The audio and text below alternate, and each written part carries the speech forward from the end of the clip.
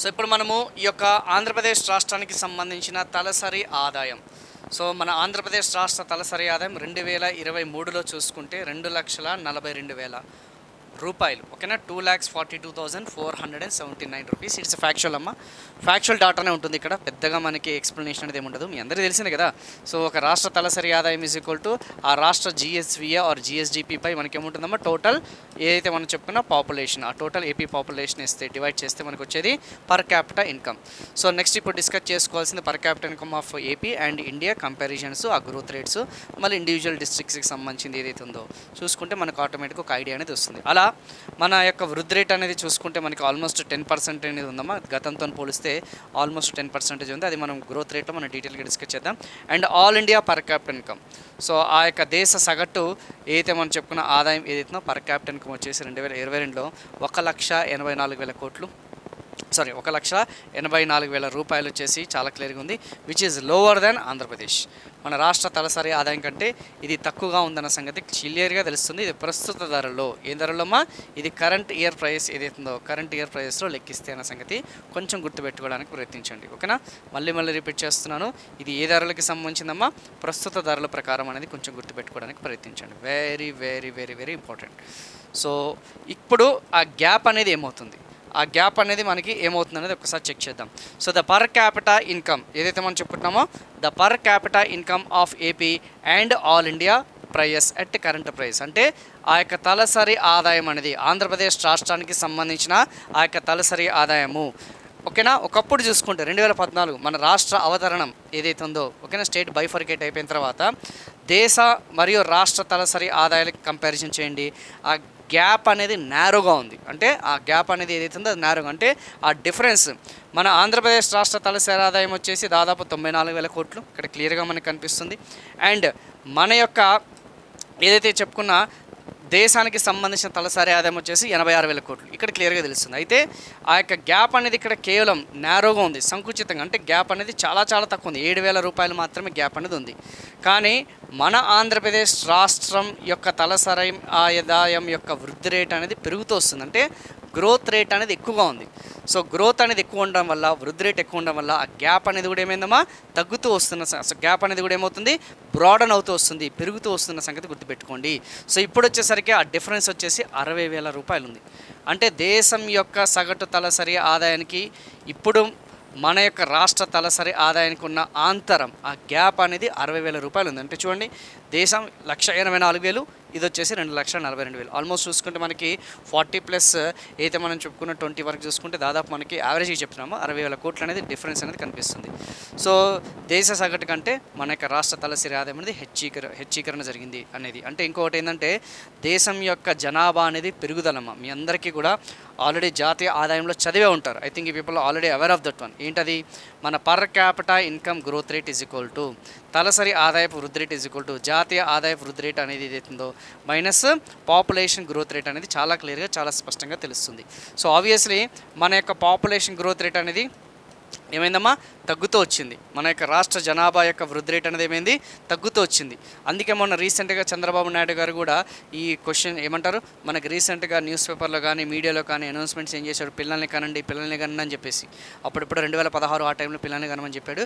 ఎందుకంటే ఇదే రీజన్ అనమాట. ఎందుకంటే మన యొక్క జనాభా వృద్ధి రేట్ అనేది తగ్గుతుంది, అందుకే మన తలసరి ఆదాయం అనేది పెరుగుతుంది. ఎందుకంటే దీనికి విలోమ సంబంధం అనేది ఉంటుంది, ఇన్వర్స్లీ ప్రపోర్షనల్ ఉంది.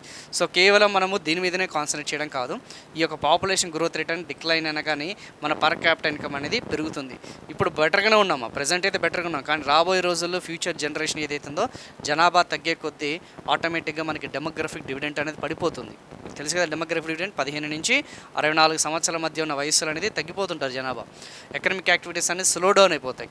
ఆబ్వియస్లీ మన జిఎస్డిపికి జిఎస్వికే దెబ్బ పడుతుంది. ప్రొడక్షన్ యాక్టివిటీస్ అనేది కంట్రోల్ అయిపోతాయి, లిమిట్ అయిపోతాయి. Control in the sense limit అయిపోతాయి, పరిమితం అవుతుంటాయి. సో మిగతా రాష్ట్రాలన్నీ కూడా ఉత్తరప్రదేశ్, బీహార్, రాజస్థాన్, జార్ఖండ్, ఒరిస్సా లాంటి రాష్ట్రాలు అనేది అత్యధిక వేగంగా అభివృద్ధి చెందుతుంటాయి. ఎందుకు, అత్యధిక వృద్ధి రేటు జనాభా కలిగింది.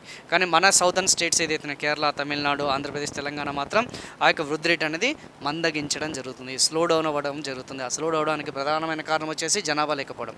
సో ఆల్రెడీ మనకి డెమోగ్రఫిక్ డివిడెంట్ అనేది కేరళ క్లోజ్ అయిపోయింది, తమిళనాడు క్లోజ్ అయిపోయింది, గోవా క్లోజ్ అయిపోయింది. సో నెక్స్ట్ రాబోయే రోజుల్లో ఆంధ్రప్రదేశ్, తెలంగాణ, మహారాష్ట్ర, కర్ణాటక ఆల్మోస్ట్ ఆ విండో అనేది క్లోజ్ అయిపోతుంది. సో రాబోయే రోజుల్లో జనాభా తగ్గే కొద్దీ తెలుసు కదా, జనాభా తగ్గే కొద్దీ ఏమవుతుందమ్మా, ముసలి వాళ్ళు, ఓల్డ్ ఏజ్ వాళ్ళు ఎక్కువ అయిపోతుంటారు, మిడ్ ఏజ్ వాళ్ళు ఎక్కువ అయిపోతుంటారు, పిల్లలు తక్కువ అయిపోతుంటారు, డిపెండెంటింగ్ అనేది ఎక్కువ అయిపోతుంది, ఎకనామిక్ యాక్టివిటీస్ లిమిట్ అవుతుంది, మొదటికే మోసం జరుగుతుంది. సో ఒకవేళ అడిగితే మాత్రం ఆ గ్యాప్, ఆ నారో అనేది, ఆంతరం అనేది మన రాష్ట్ర తలసరి ఆదాయానికి, దేశ తలసరి ఆదాయానికి పెరుగుతూ వస్తుందా, తగ్గుతూ వస్తుందా, స్టాగ్నెంట్గా ఉందా, స్థిరంగా ఉందా, ఫ్లక్చువేట్ అవుతుందా, ఇలా ఆప్షన్స్ ఇస్తే మాత్రం ఆ గ్యాప్, ఆంతరం అనేది పెరుగుతూ వస్తుంది.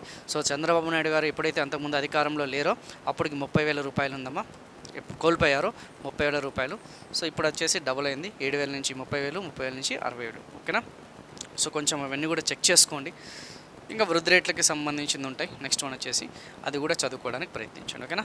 సో చూసారు కదా, ఆన్ అండ్ యావరేజ్గా మన యొక్క గ్రోత్ రేట్ అనేది 10% ఉందని చెప్పేసి ఇందాక నాకు గుర్తుందా లేదా, తలసరి ఆదాయానికి సంబంధించిన వృద్ధి రేటు అండ్ అయితే ఆల్ ఇండియాకి సంబంధించిన వృద్ధి రేటు మనది ఎక్కువ ఉందా, వాళ్ళది ఎక్కువ ఉందా, అంటే వాళ్ళది ఇన్ ద సెన్స్ మన భారతదేశానికి సంబంధించిన వృద్ధి రేట్ అనేది అత్యధికంగా ఉందంటే మనది డబుల్ డిజిట్ గ్రోత్ రేట్ కనిపిస్తుంది మనందరికీ కూడా. ఈ డబుల్ డిజిట్ గ్రోత్ రేట్ అనేది క్లియర్గా కనిపిస్తుంది. కానీ ఈ కోవిడ్ టైంలో మాత్రం మనకి సింగిల్ డిజిట్ అనేది ఉంది. కోవిడ్ టైంలో అందరూ ఎకనామిక్ యాక్టివిటీస్ అనేది తెలుసు అనుకుంటే కదా, కొంచెం లిమిట్ అయిపోవడం జరిగింది. ఆర్థిక కార్యకలాపాలు అనేది కూడా స్తంభించడం జరగడం వల్ల ఆ యొక్క తలసరి ఆదాయం అనేది కూడా మనకి తగ్గిందన్నమాట. తర్వాత మళ్ళీ యాజ్ యూజువల్గా పెరుగుతూ వచ్చింది. అది కొంచెం చూసుకోండి. ఓకేనా. Very very very important. So ఖచ్చితంగా ఇవి ఎగ్జామ్లో అడిగే ఛాన్సెస్ ఉంది.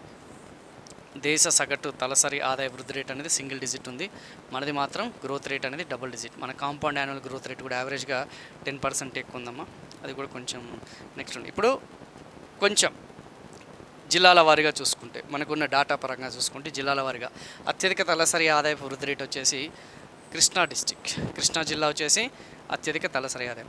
రెండో స్థానంలో ఉన్నది విశాఖపట్నం, రెండో స్థానంలో ఉన్నదేమో విశాఖపట్నం అనేది క్లియర్గా కనిపిస్తుంది. So hope I just given some clarity. ఇది 2011, 2019కి సంబంధించిందమ్మా. సో అది కొంచెం చూసుకోండి. Highest district wise per capital income trends over the year. So నాకున్న ఇన్ఫర్మేషన్ ప్రకారమే మీకు చెప్తున్నాను, మనకైతే సర్వేలు ఇక్కడ కూడా మెన్షన్ చేయలేదు.